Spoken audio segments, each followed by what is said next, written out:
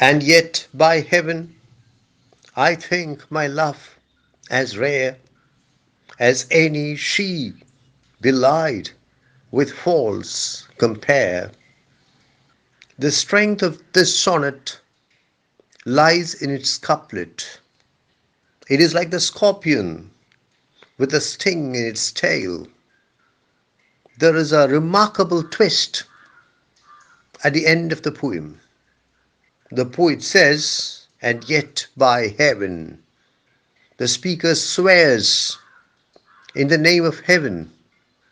And yet by heaven, I think, I consider, I believe my love as rare, my beloved, my sweetheart, my woman, my mistress as rare. Rare here can mean extremely good, remarkable, unique. And yet by heaven I think my love as rare as any she. I think that the best way to interpret this line is to understand the word she as woman, as any she, as any woman. Belied. What is belie? Fail to justify, fail to live up to, give a false impression, say something which does not match with reality. As any she belied with false compare, with incorrect comparisons, with hollow comparisons. What does the speaker say? I have spoken very bluntly about my woman. I have spoken very crudely about my woman. I have insulted her. But the fact is that I love her very much, and I believe that she is as rare, as unique, as unusually good, as remarkable as any woman who is falsely praised, who is falsely praised using hollow comparisons. As any she belied with false compare, as any woman misrepresented using false comparisons.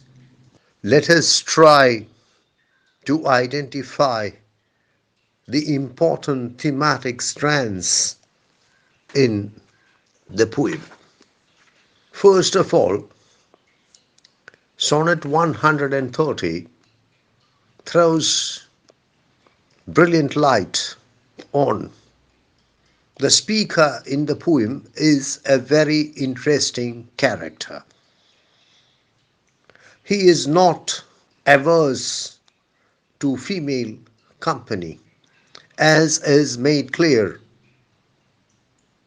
by the poem and even more by the opening words of the poem, my mistress' eyes. It is almost certain that there was an autobiographical basis for the relationships that are adumbrated in William Shakespeare's sonnets. Some factual basis would have been there.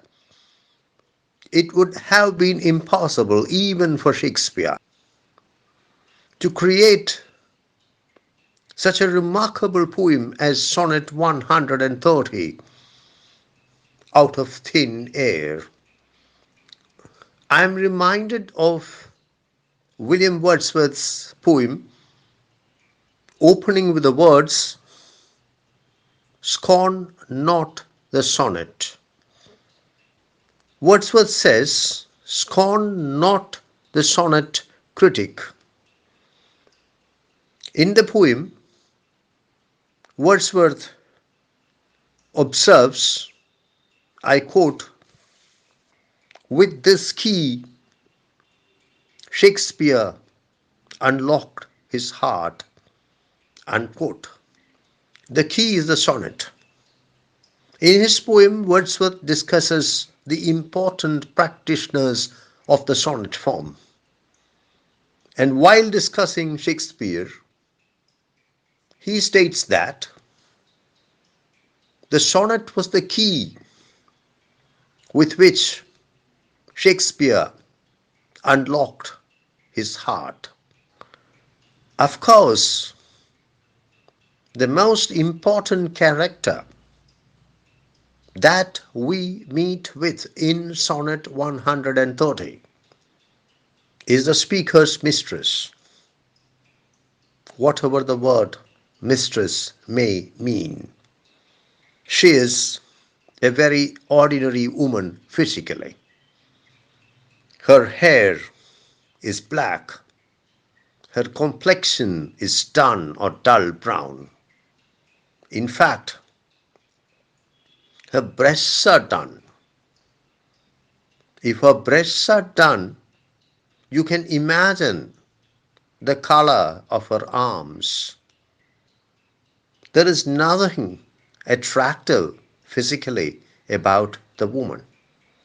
Foul breath comes from her mouth.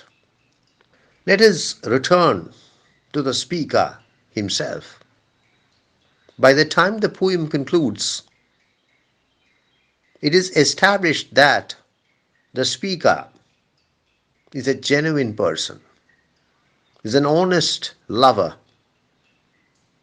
a person who loves his woman despite the fact that she is a very ordinary woman from the physical point of view.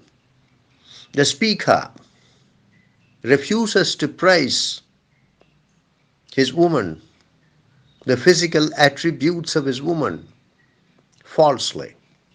He states whatever has to be stated about the woman directly, bluntly, and crudely. It can even be said that he insults his mistress. But that is because he refuses to be false.